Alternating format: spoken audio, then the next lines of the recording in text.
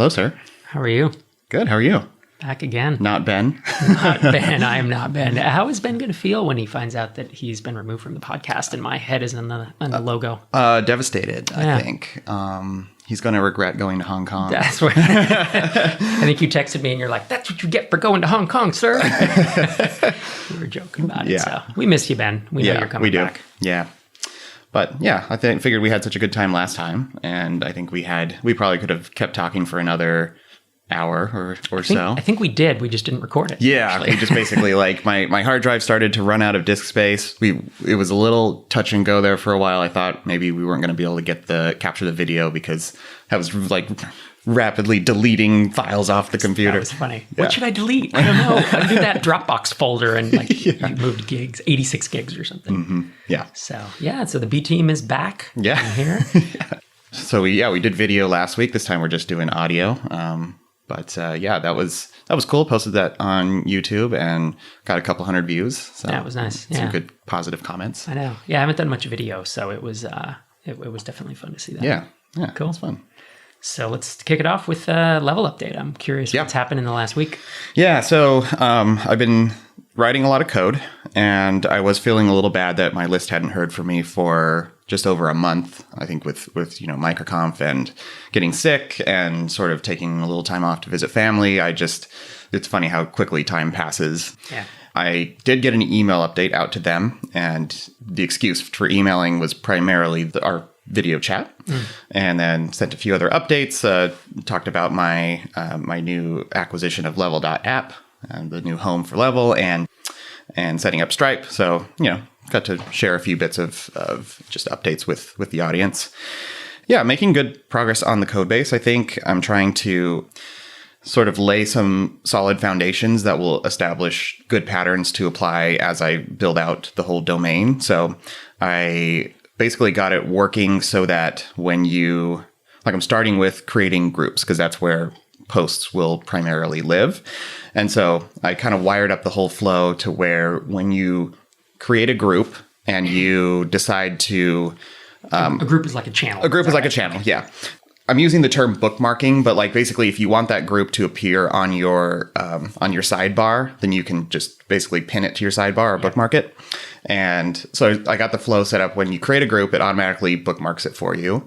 And when a bookmark is created, it sends a basically notification down a WebSocket, updates the front end, and the front end adds it to the sidebar. So it sort of completes the whole loop. And that's, basically a pattern I'm going to have to apply everywhere. Anytime, a user updates their status or a new post gets created, I need that solid loop to complete so that updates just propagate down to the front end. Right. So it's always fun to get kind of that set up. So I have two browser windows open and I go create it in the GraphQL console and hit the send button and it propagates down to the front end in the other browser window. Just seeing that never gets old. that creativity, man. Yeah. It's boom, it's coming to life. That's the dopamine rush, right? Yeah. It's actually having something like that. Yeah. That's super cool. Yeah. Completing the loop. So question for you, I was thinking about what we talked about last week where we were talking about, I was jokingly saying when are we going to see mockups, Yeah. And we were talking about having how it might be difficult since you are threading this needle of use. And if you just put a mockup out that kind of looks like any other chat thing, you're going to get, how is it different?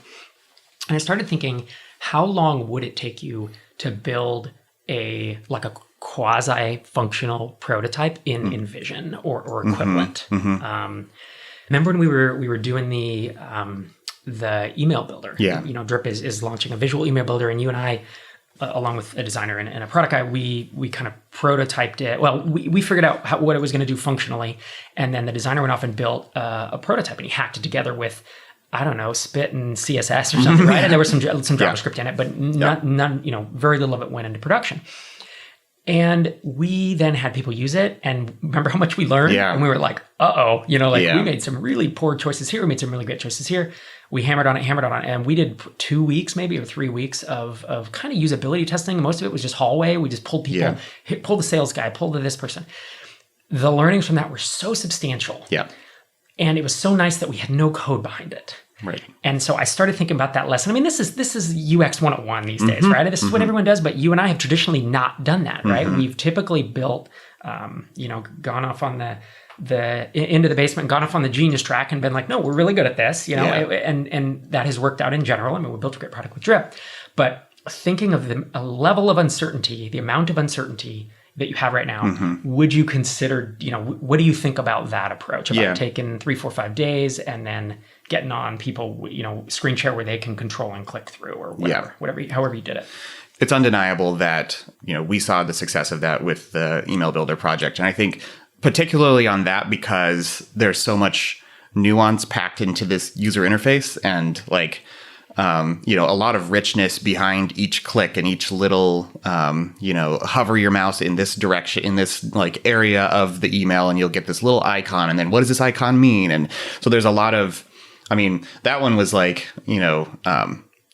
super dense in terms of, the user having to discover how to operate the user interface. And I think it's not quite the same in terms of user interface density, I guess, with this. But so I'm not sure I would be looking so much for, are people outright confused? Because I think it should be a simpler path through the interface. But I think it's probably the wise thing to do, to at least, I guess I would have to figure out what's the critical path for getting that feedback, because obviously there's a lot of elements that you could mock up and you wouldn't want to do all of them. So, so would it be like the first run experience all the way through to, or not first run experience? You're going to build a great first run experience. I have no doubt about that. Yeah. So I think of this as less of a usability thing. It's not like, is level going to be usable? I think it's going to be great. Yeah.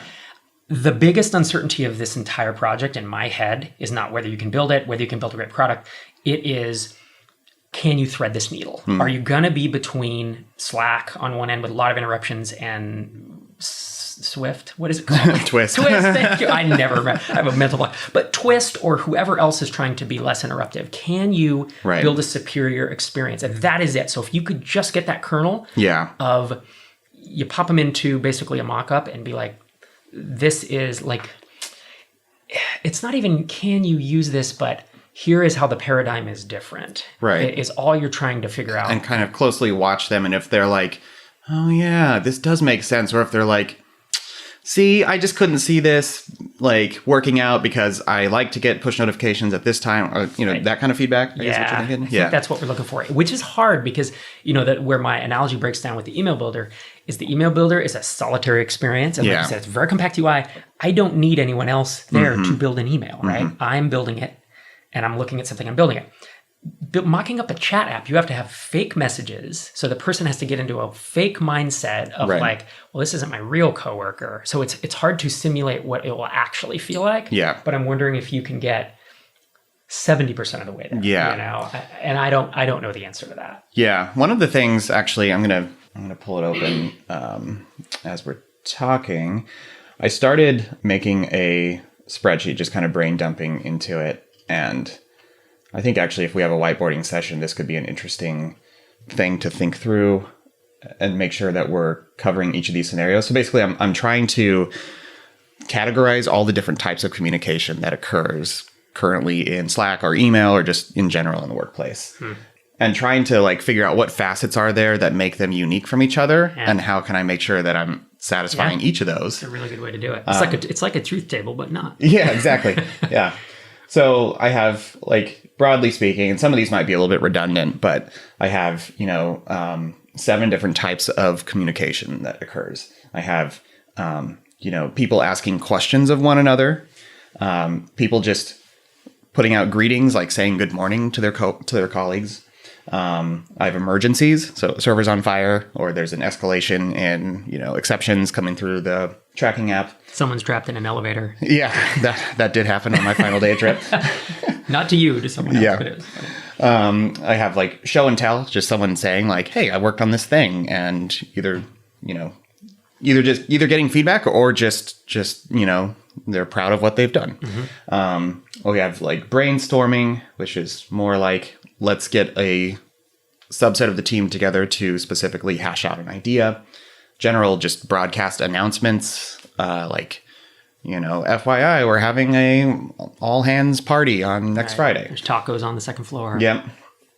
And then private HR type related conversations between maybe a manager and one of their direct reports or something. Got it. And I see. And then you have group or individual for some of these. Because I was going to say sometimes a question I might ask you directly. Yep. Or sometimes I might put it into a channel, the design channel or the design group as you're talking about. So I see. And so like for questions, you have it as both. Yep. Cool. Yep. Questions are both group and individual. Greetings are usually I'm not just saying good morning to one person. That's it's intended to be a message broadcasted to my at least immediate team. Yeah. Emergencies are usually group efforts because you're not just like, I'm sorry, I'm sending a beacon out to one person. Right. Show and tell could be both. Brainstorming could be with one-on-one or with a group. Announcements are always group, and HR stuff's always individual. So. And then also I have on there the facet of does this need response at all? Yep. And, announcements and greetings, generally no. People can just read it, maybe react. Well, that's what I was going to say. No response, but reaction. And I don't know if that's a separate thing or if that's just built in and it's everywhere, So kind of as we're talking this through, I feel like one approach I could take is to sort of build a mocked flow for maybe not all of these, but a few of them. That's like, okay, here's the flow. If a team member needs to ask a question of another team member, they would. Here's the steps you would take, and to kind of walk through, and then like here's how, you can step away, come back, and this is what it looks like in your inbox. Yep. So, I like that. Depending on the urgency, like if it's an emergency, here's what your inbox will look like when an emergency is happening, and here's where you will get a push notification or where you won't. Yep. I think that's big. And I don't think you need to build all 7 of these. No. But when I think of the most common, it's going to be questions, emergencies, announcements. Those are probably the first 3 I would do. Because every morning when we got into, work, there tended to be some announcement of someone's anniversary or a birthday or whatever. And it was like, I want to see that and give it a thumbs up or a shaking penguin or whatever. Right. Ian Nance Party his head parrot. or party parrot. Yeah. But, because that was a big, it was like, oh, this is cool, but I hate that it's in my main channels every day, So that would actually be a pain point I think you could address. And then of course, questions is super common, and emergencies are what a lot of us think about. So those are the 3 on the top of my head that I think you could. That's the way to do it, man. Because I was concerned when I was even suggesting this, it's like, how do you simulate an entire chat experience, Yeah. And you don't. You just have these 3 use cases that you pull out. So. And I'm glad you brought it up too, because I've been trying to answer the question of you're presented with the box to type a message in, and how do you make sure when you hit the send button that it's being treated properly? Like, do I automatically detect it's a question, or do you explicitly categorize it yourself as a question or an emergency? I think certain things like an emergency, I think there needs to be a control right there in the UI that's like, toggle, this is an emergency or this is urgent. Yep. But other things, it's like, I don't know if you should always categorize this is a greeting versus this is a question versus this is an announcement. Yeah. That puts a lot of burden on the user. And I think it's critical keeping the number of controls on that text box to a minimum. If you were to do that, you would have to try to auto detect. Yeah. So that you would have these 7 different statuses or whatever. Maybe there's not even 7 as you break it down. But when I type and there is a question mark, that'd be the first thing. Yeah. It's like, Bing, it automatically tags it or whatever, categorizes a question. And I could, of course, change that, but you'd have to do that because otherwise it's too cumbersome, right? That would then be every time you have to think through I don't know, is it a greeting or an announcement? What's really the difference? And blah, blah, blah. So I would have to almost see a flow, or we'd have to whiteboard it out to really think through what that, and to think about what difference that actually makes in the behavior of each of these, right? Because essentially you need some type of workflow or some type of diagram of how each of these behaves differently. Well, what does it do in the left nav? Well, what does it do in the this? Well, how does it notify? And blah, blah, blah. And then I would almost look for which of these have commonalities. Yeah. And then try to smash those into like greetings / announcements are kind of the same thing in the way we behave. So let's not have, 7 different ones. So then you could smash the truth table down, right? Right. So. Right. Yeah, I think that's going to be a great exercise. We should do that soon. Yeah, totally. I know. I could do it alone, but I think it's going to be better with another mind there thinking about it. Cool. Yeah, that's what I was going to ask because you invited me to whiteboard, and I don't have time today.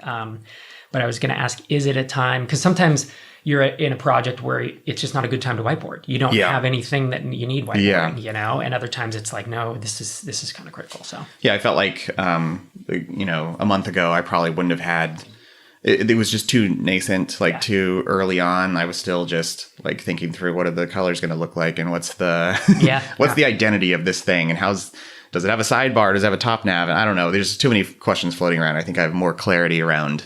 Like it's starting to, it's like fuzzy. Like I still am not seeing 2020 on it yet, but it's like coming into clarity right now. Yeah. And so now I think it's a good opportunity to start hashing out some of these finer details. Yeah, that's cool. I was thinking, you know, obviously you're in the peak kind of creative mode right now, right? And I had a thought on that. I kind of had this theory I was developing in my head or just thinking about stuff. But before I dive into that, I wanted to ask, are you enjoying, like, is this a lot of fun for you right now? It is, yeah. Is it fun or is it stressful or is it both? It's a combination of both, to be honest. I think I find myself getting, like, if I don't feel like have a good deliverable for the day, then I will be in a somewhat of a bad mood at the end of the workday. And it's kind of, I have to really be deliberate about pulling myself out of that and forcing myself to stop. Otherwise, I'll just want to keep, like, it'll just be on my mind through the evening. Even if it's leaving something undone, but knowing exactly where to come into it the next day, like that's a big thing that usually, like, if I have a breakthrough right at the end of the day, even if I don't get through it, but I know exactly what I need to do, that leaves me in a good mental state. Yeah, so a lot of it is about, like, what kind of progress do I make? Do I feel like I make a stride forward during the day? And if I do, then I'm usually happier if I have some kind of, like, realization that leaves me something to work on the next day.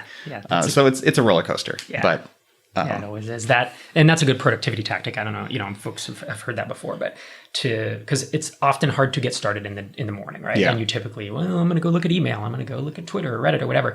But if you have that thing that you left the night before that you know you're just going to hit the ground running, like I will get in and close browsers and just be like, boom, boom, boom, boom, boom. You know, if you got it, it's like, oh, I'm right at the point where I'm going to hit something. So this, to get back to this, I won't even say it's a theory. It was just something I was noodling on, and I was thinking of where you are, you know, at the start of this project and how much fun that is and the creativity. But also this tremendous amount of uncertainty, because that's what gets you right. It's like, you don't know if anyone will care, you know, at this point. And that can then add stress. So it's this creativity is the positive thing, and it's why we do this, right? It's the fun. And uncertainty is I would say it's the negative. And they're both highest at the start. And then as a project matures, you know, think about Drip 4 or 5 years in. Think about, I think about Hittail by the time, you know, I was done with it. I think about .NET Invoice and everything. But Drip, since you and I shared that experience, 4 years in, it was a lot less creative, right? Because you have legacy constraints, you have tens of thousands of customers, so you can't just do things. It's harder to get things done because the code base is big and blah, blah, blah. Even though it was a healthy code base, it was hard. So creativity certainly decreases, and as a team gets larger, it decreases. But the uncertainty goes way down. I always felt like the roadmap almost wrote itself the last time. You know, we did a 1-year roadmap right before we left, and it was like, it was kind of easy. We know, you know, it was much different. So, but then it kind of, I will say, it can potentially get boring. You know? And there's a reason that I jump ship on things every 18 months. Well, I think that's like the you know, stereotypical cushy programmer job is one where, like, I'm coming in to write this code that basically has, like, someone just needs to hit the keystrokes on it. We know exactly what the requirements are, and it's just maintenance work and not, you know, it's lacking. I think a big part of why those are unfulfilling is because it's lacking that creativity factor. So for some people, that's fine. Like I have a really good friend who has worked we started at competing, like, web dev agencies in Sacramento in the year 2000. He still works there, and I've had 17 jobs since then, you know, which is fine. And we're still really good friends. He's just cool with it, you know, and he never wanted to take the risk. The uncertainty was too scary for him. But he also tells me, he's like, it's really not fulfilling. I'm not being creative or whatever. But I think for people like us who have to, and probably most folks who are listening to this podcast, like, they kind of have that outlet where they need to be creative. And so I think that's what I realized is there is no, you know, it's always greener on the other side, because once you get 4 years into an app, it's like, oh, it's generating all this revenue and it's successful. But it's like, this isn't as fun as it used to be. But going back to where it used to be is stressful, you know, even though it increases productivity. So that's where, like, I mean, Basecamp has like basically rewritten their product multiple times. Do you think that, I mean, that I wouldn't recommend that to everybody. No. And they had reasons for doing it. I think mainly was that they wanted to make radical changes to the product. Like they had just a bunch of new ideas about how to approach project management and couldn't, like they were locked in by all their customers who were accustomed to everything working the way it already was. But yeah, what do you think about that? Well, and they've talked about how they also did that to stay interested because they were getting bored. Yeah. So they hit that point where the uncertainty was gone. The roadmap's writing itself. Everything's, and their creativity was also gone. Yeah. So I think they did it as that. I think they have the luxury of doing that. I mean, they were very much an edge case. And I think, I can't imagine trying to do that with a business that's not throwing off tens of millions of dollars in free cash flow a year, probably. You know, I'm guessing that's what they have. So I think that's an awesome way if you could swing it. I don't think most businesses can. And I think that's the struggle. I think that's why founders tend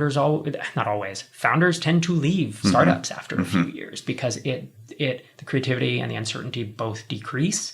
And while those are, again, one's positive and one's negative, I think that the founder kind of mentality kind of needs that, the creative mentality. So well, I think that summarizes pretty well why I felt like pretty strongly that it was the time to move on from Drip, was because, I mean, I love my teammates, and I really enjoyed coming into work every day and seeing all those people and working with very talented, smart, kind people.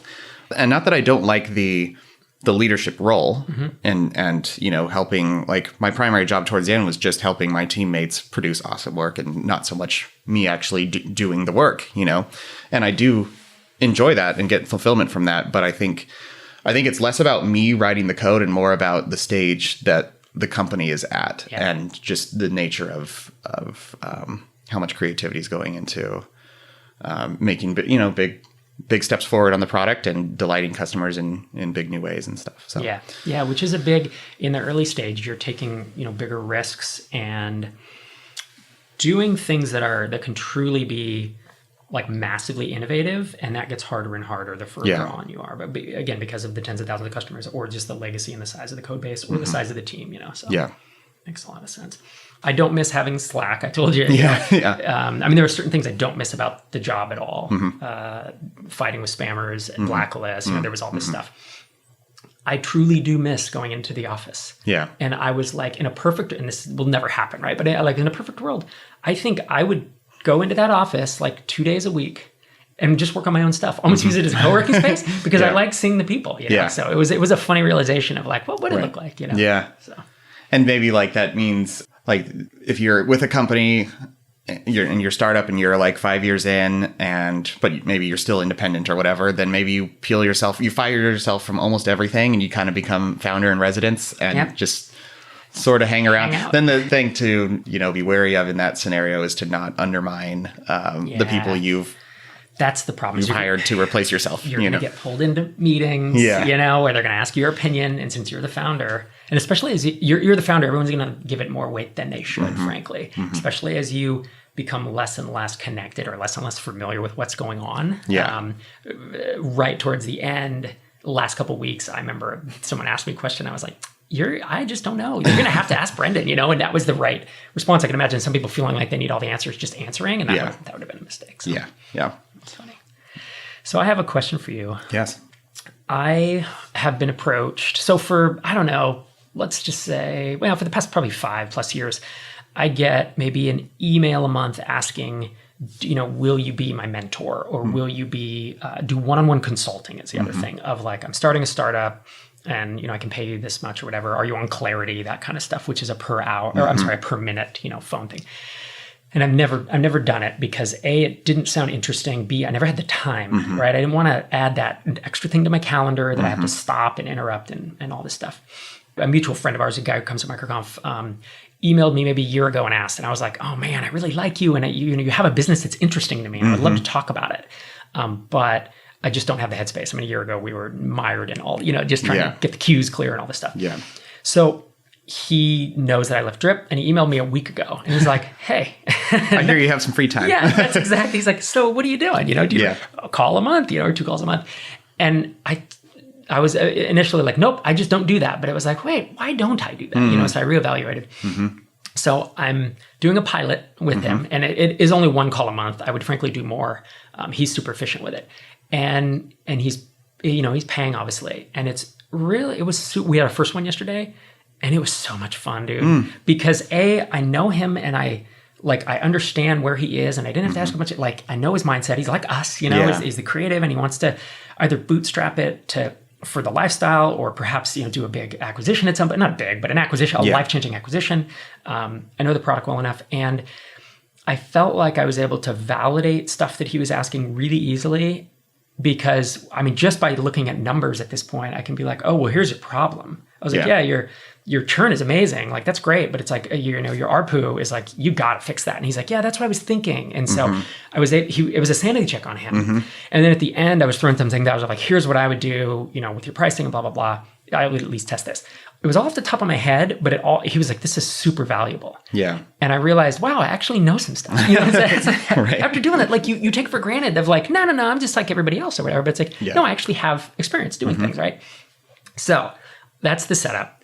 I'm considering doing just a handful of like weekly people and charging, $1,500 a month or $2,000, like a substantial amount of money, because I believe I bring that value, Yeah. And I've heard other people doing this who some who know what they're doing and some who don't, Yeah.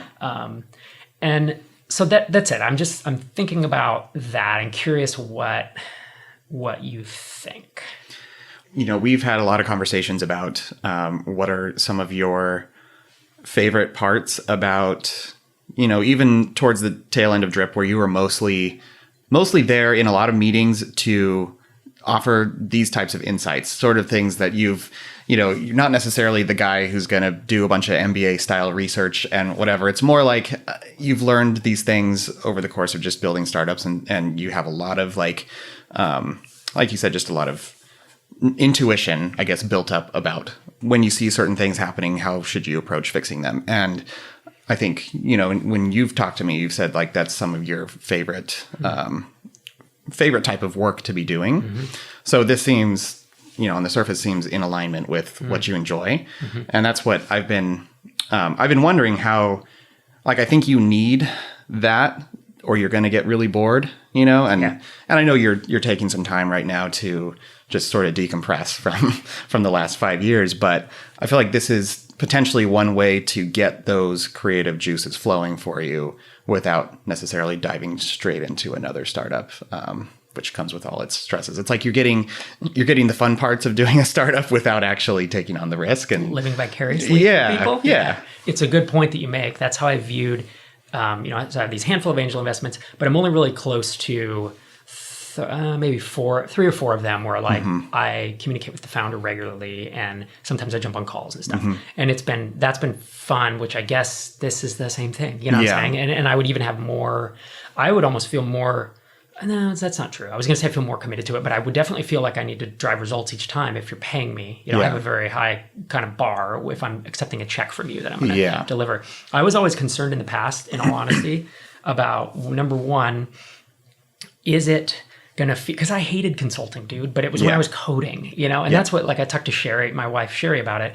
And she was like, this is so different, man. Like, you need to give this a try, was her thing, So I was always concerned that, like, I didn't like consulting, so I'm not going to like it this time. And the other thing that I realized is I think I'm done talking about that kind of the idea phase, or the, what idea should I pick, or how do I validate, it's like, I'm going only to accept people who have a business that is generating whatever it is. There's a number, probably 5K or 10K, has some type of thing that I can look at it and then figure it out. Right, a certain amount of product market fit already, right? That would be post product market fit. Yeah, or at least approaching, trying to find, but something in that realm.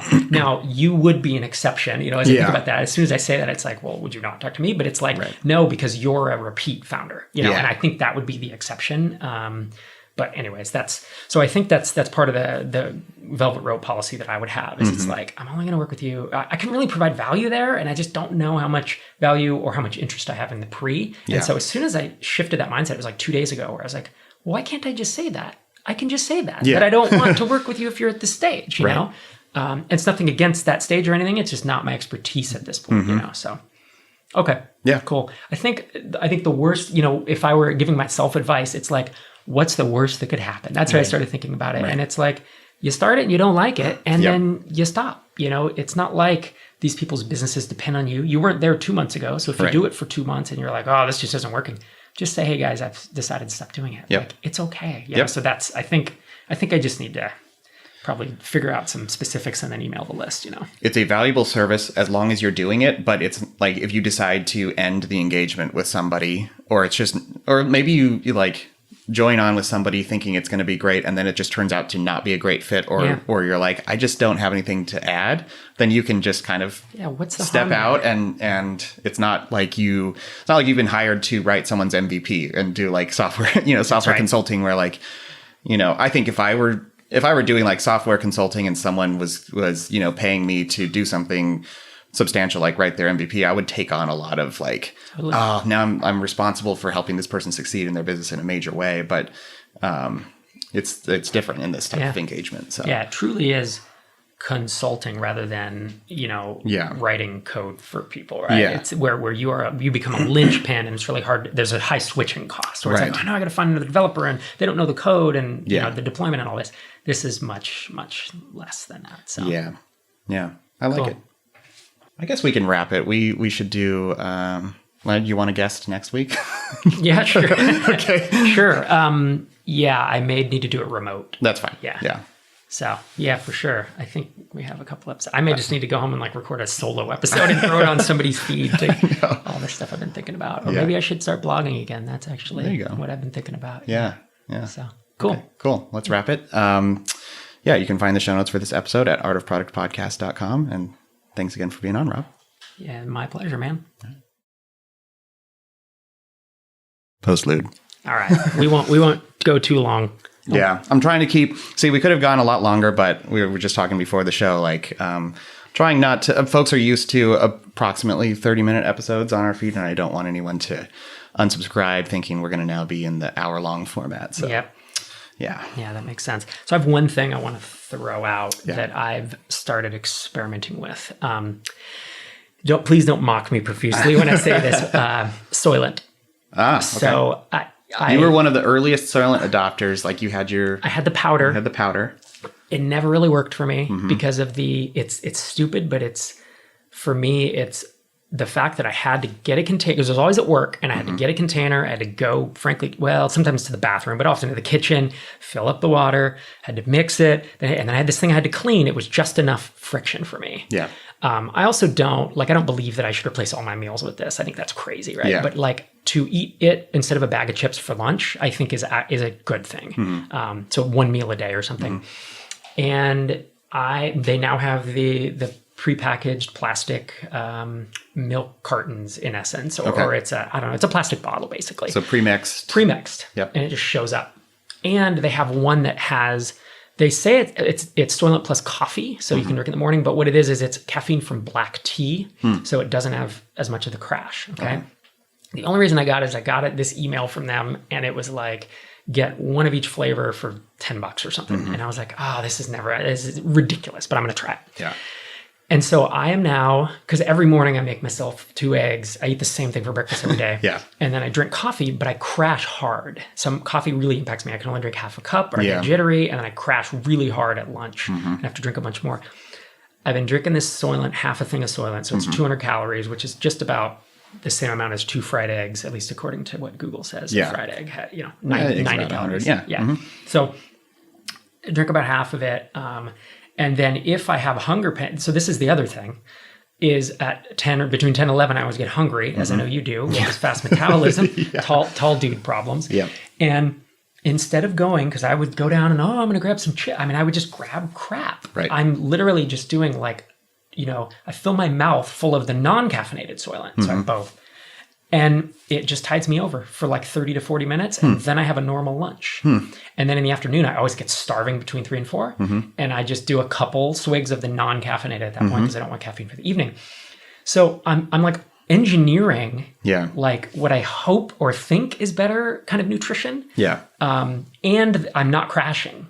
Yeah. That's the other weird thing is that it truly is that whatever they put in there, I kind of want to figure out what they put in there, figure out if I can brew it myself. Like if it truly is just black tea. And I think they have all their ingredients open sourced or something. So, so anyways, I've only been doing it for about 2 weeks. It's not, it's like $3 a bottle, I think. And if you mix it yourself, I believe it's $2 for the same amount. Okay. So it's not that. It's not that like the convenience might be worth it. For me, it is at this point. But so I'm throwing that out. Do you think I'm insane and totally buying into the hype? No, I don't think so. I mean, I think I got into this conversation with a guy who is extremely diligent about his nutrition. Like I didn't even realize it until getting deep into conversation with him that he is far on the scale of like sciencing the heck out of his nutrition. Yeah.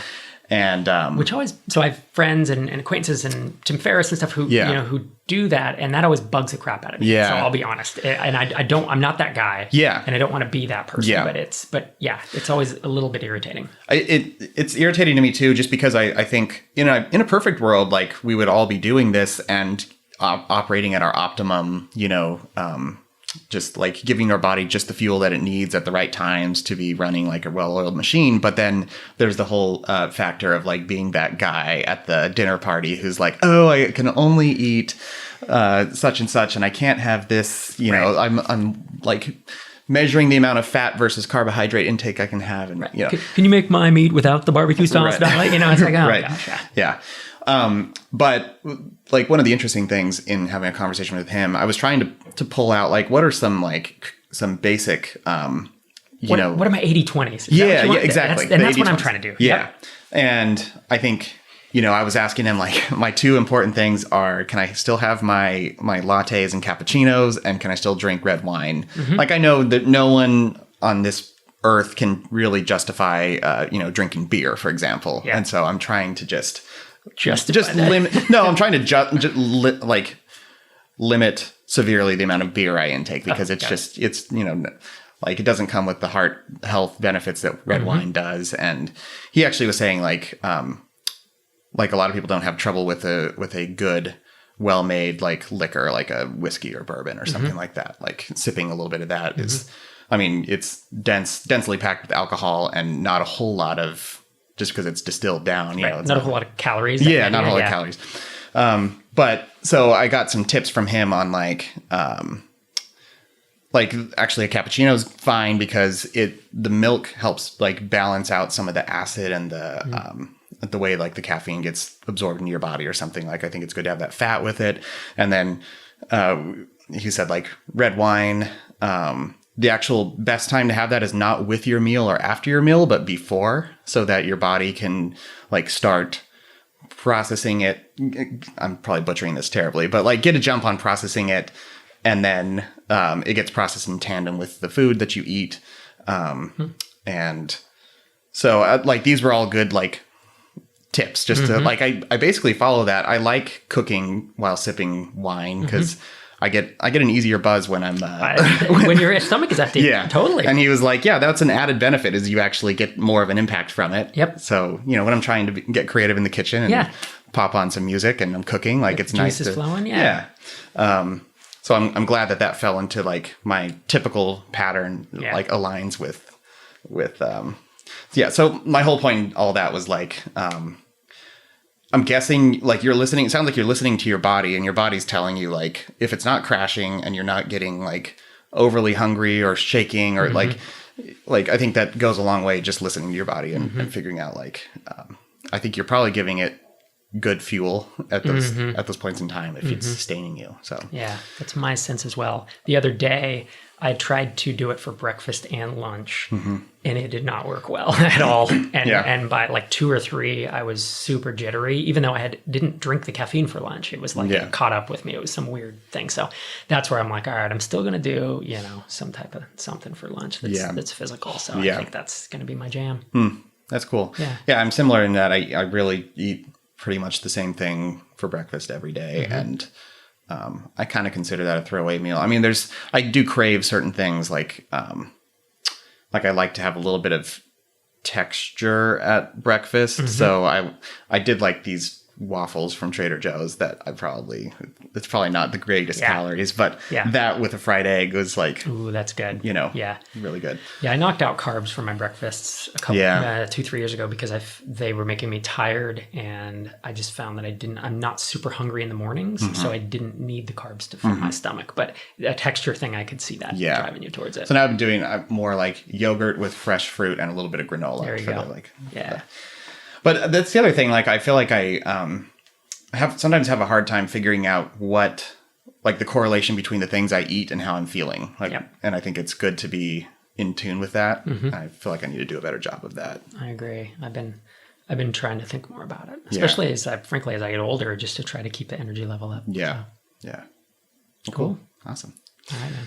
Well, should we wrap it? We should. All right. Bye. Until next time.